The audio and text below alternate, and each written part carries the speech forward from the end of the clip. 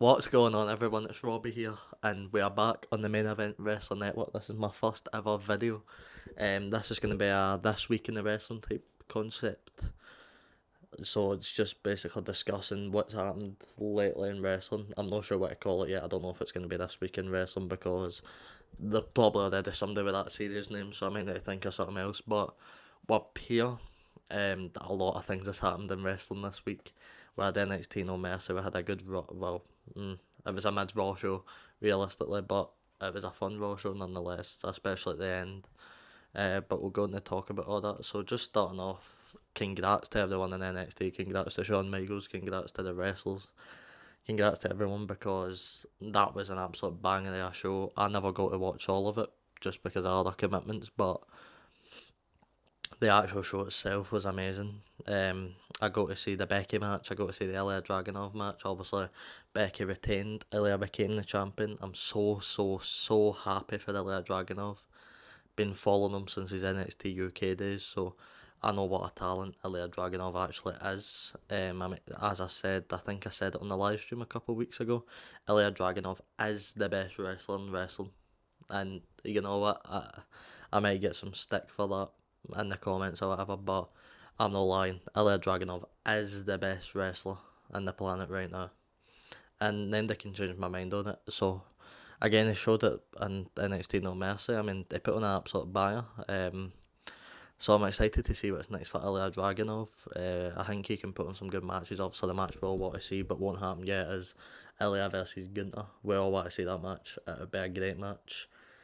So, aye, I hope they give him a good feud, build him up, and then when he goes to take on Gunter, I think that's main event worth any pay-per-view, to be honest. But moving on, Becky Lynch, she retained.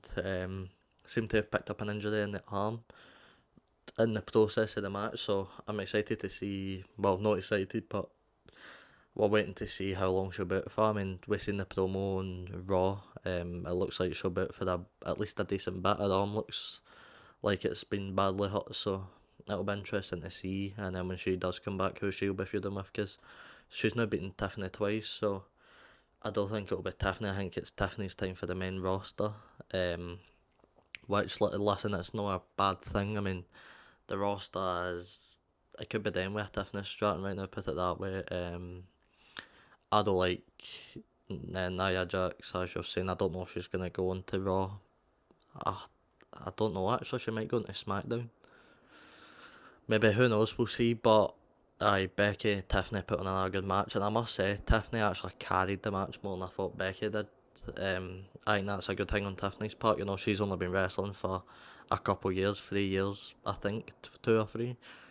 Somebody can let me know down below, anyways. But so she's only been wrestling for a couple of years, and it just shows how talented she actually is. That she's went into a match against Becky Lynch, and she's managed to produce an absolute classic. I mean, it was an absolute great match. First of all, women main event in the NXT card is amazing. I love the women's wrestling. I think there's so much more capabilities in women's wrestling than people let on, and you know, you're seeing a lot of stick about women's wrestling, about how it's nowhere near the men's.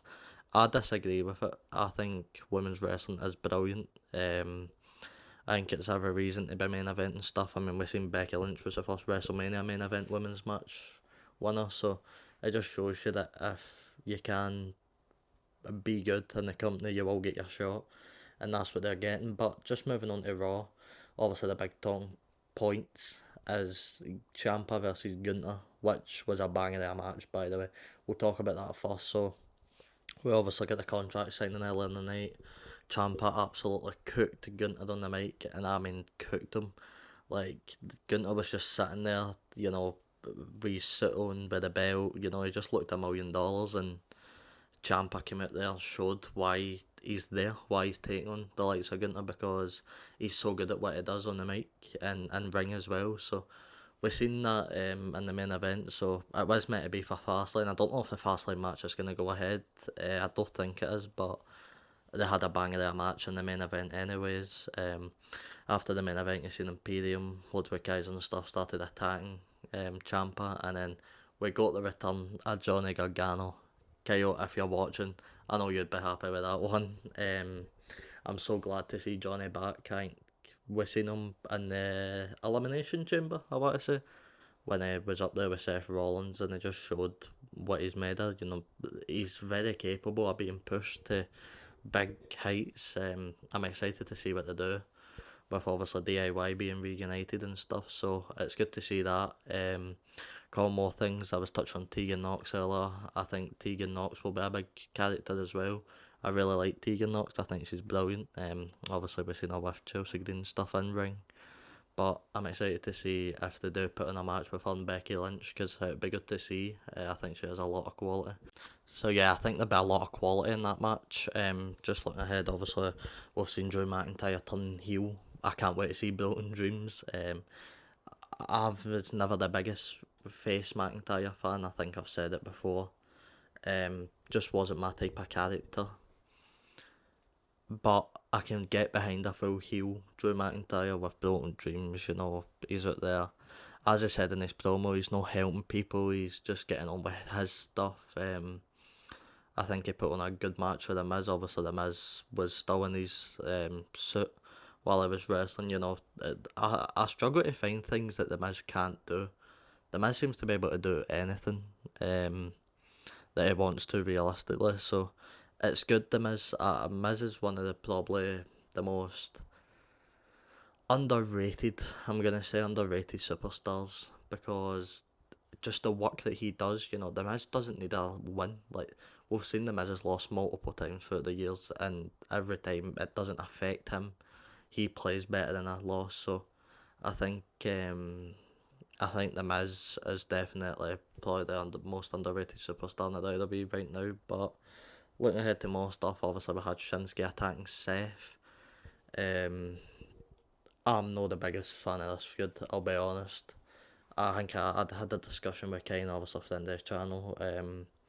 We were talking about it, and it's just a bit boring. I put it this way, I don't think Shinsuke should beat Seth. I just don't. And the problem is, if he does, I don't know who's gonna dethrone Shinsuke either. I think I prefer Seth being champion. I get why they've done the feud in the first place, but I'm not a big fan of it. I think it's Japanese.